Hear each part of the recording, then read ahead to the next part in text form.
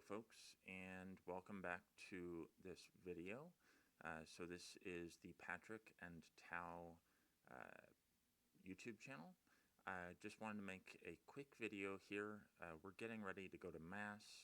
I just wanted to make a video in which we discuss one of the things that we have been discussing recently, and that is how in the modern world we would be able to afford, living, especially living in somewhere like the Bay Area, which is near a lot of Sue's relatives, and, also near a fair amount of my relatives as well. Any thoughts on that so far? Yeah, we've been discussing that a lot. So we've been talking a lot about that, especially because we are thinking about a future together. Now that we're like a year and 5 months into dating. One of the things that we've been discussing has been really around how we're going to afford to live, what we would live in.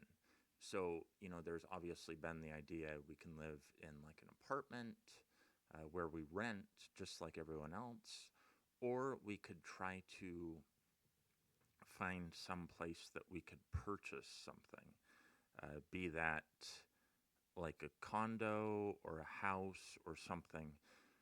And so far, what we've found has more been on the sort of fringes of the Bay Area, places like Fremont, Hayward, and obviously those are a little distance away from more central type sort of locations, such as San Jose or Mountain View or Sunnyvale or stuff like that. But especially nowadays, when there's such a real estate um, like scarcity, I think that those are viable places to consider. What do you think, Sue? Yeah, my hope is to have our hope is to have our own place where we could settle down. But we've kind of been discussing, and I've kind of been browsing Zillow, sending Patrick a couple of houses. There was one house that I was looking at, and it was in Los Gatos. I think it was around 600 something, or more than 600, but it was around it. I think there's a big piece of land there too, but yeah, that's something that we are considering. But right now, I have a year left of school, so I'm hopefully focused on that. And it seems like it's going by pretty slow because like, to be honest, I was thinking of a lot of things about settling down with Patrick, but the opportunities right now is like obviously very, like as Patrick mentioned, the real estate scarcity. But I'm thankful because we do have a couple of people who would be willing to support us, like my dad, or like I have know a couple of my friends who are in real estate. So when it comes to that time, we will talk it over with them. But we are considering our future together, settling down. Any more thoughts? Yeah, I mean, I think the other main thing I wanted to bring up is just when it comes to considering something like a home purchase or a condo purchase or any type of major purchase, there's really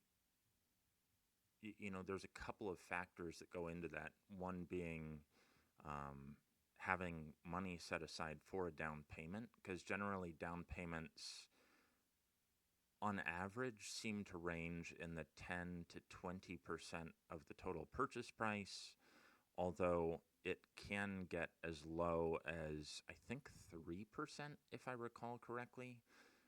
Although in that type of situation there would be presumably much less favorable mortgage terms. So I guess just in terms of really basic, let me, I'm just going to grab the calculator here.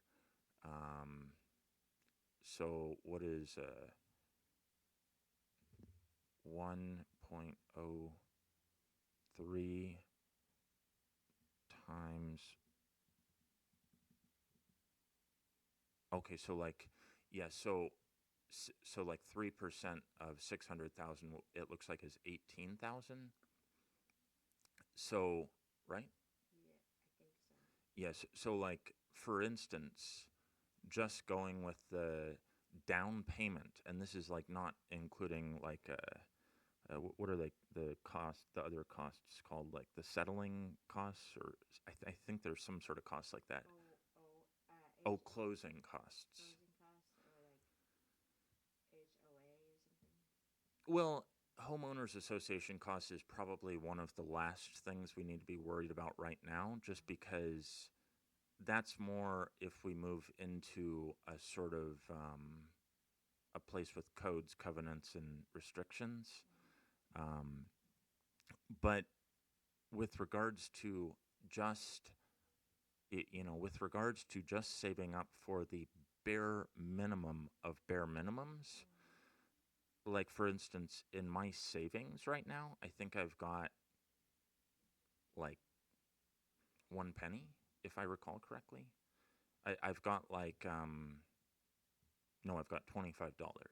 That's how much I got in my savings account, which is quite a long shot from $18,000.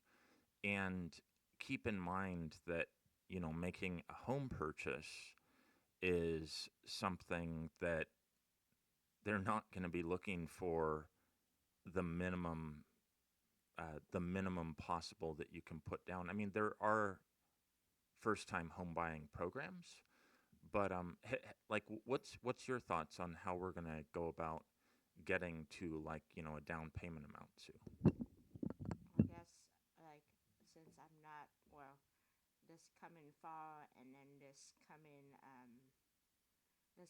year, like since I'm not using my loans, I have a fellowship, so I technically I'm not paying the rest of the loans. I just have to pay off the rest of whatever I have left, and then I do like I started basically cutting back on eating out, I guess, and we've been making progress on that. And I used an app called Rocket Money, and so Rocket Money, um, I've been setting it so that it would automatically do like the savings, but lately I've turned that thing off because it kind of is a little bit kind of annoying me in a sense of like, oh, it's automatically taken off of my some money. So then I want to try to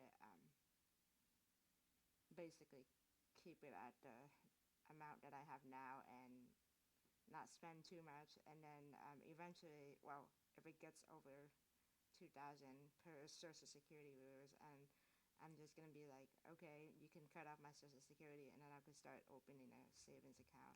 Wait a second. You said Social Security, so like that's wait. So I thought Social Security is for people who are like 67 and a half or older. Well, they have Social Security for disability, so like those who are blind. Oh, okay. So you're talking about more like the is that supplemental security or is that Yeah, Social Security? uh, so, supplemental income, Social Security Oh, okay. supplemental income. Yeah, but I'm gonna probably get off of it anyway because it's kind of keeping me from opening a savings account. So then I'm gonna take a risk and maybe like go over 2,000, and then I'm gonna go to the bank and start opening a savings account and start putting money in there. Um, I do have a cash box that I'm supposed to be saving up $10,000 in cash. I mean, you mentioned 18,000, so then that could be another method. Yeah. Actually, the whole thing about starting this channel is like it's the side income, and then the book when you get there.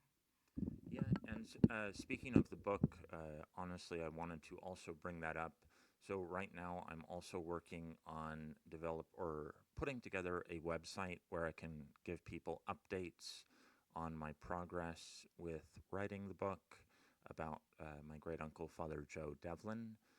And in addition to that, we're obviously working on this YouTube channel, and I am periodically making book reviews, movie reviews, which I'm putting on the YouTube channel that I used to make regular updates for with pop music.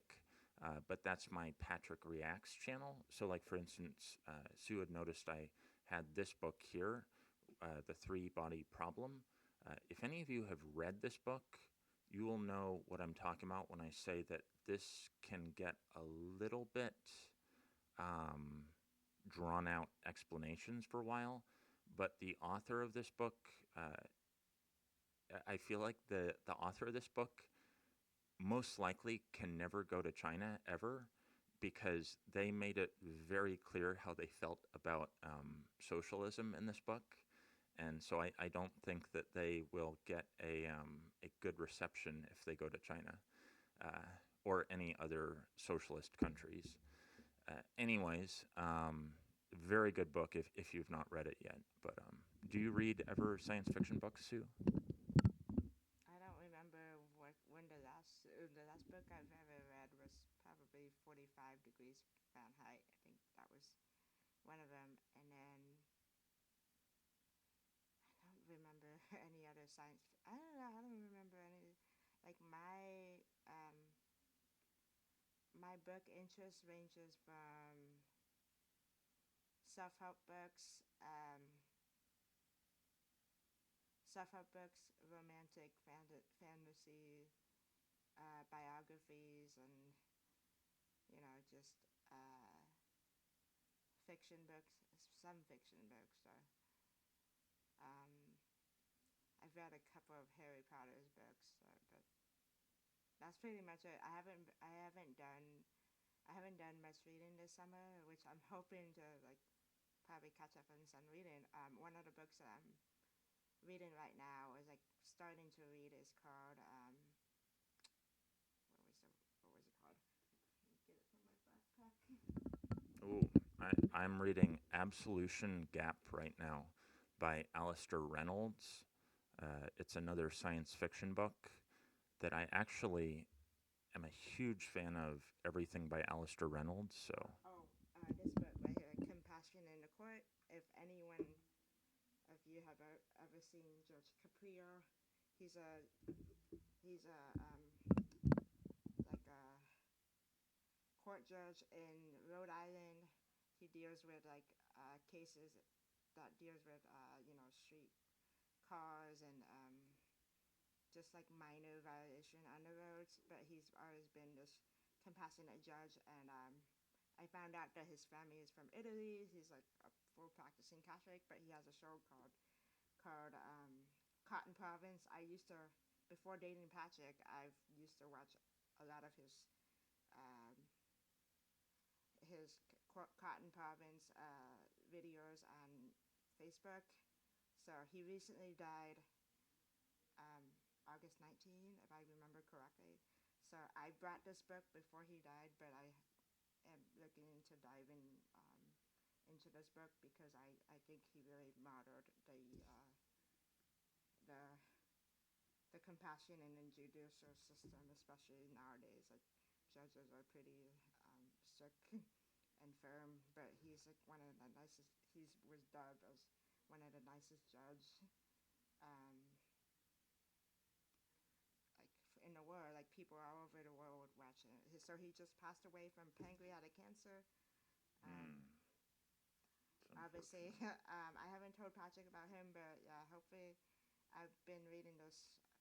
I'm starting to read this book, and I haven't finished it yet, but hopefully, I can learn something. Very cool. Well, anyways, I wanted to. I feel like we're just wrapping up here because we're getting ready to head to mass. And I just wanted to say thank you to everyone who's been watching our YouTube channel. Anyone that's new, make sure you like, subscribe, comment. Yes, it was really helped us. We're aiming to say 1,000 subscribers, or Yeah. we're aiming to get a couple more subscribers so that we can reach our goal of, yeah. Very cool. Very cool. Well, again, thank you, folks, and see everyone in the next video. Bye.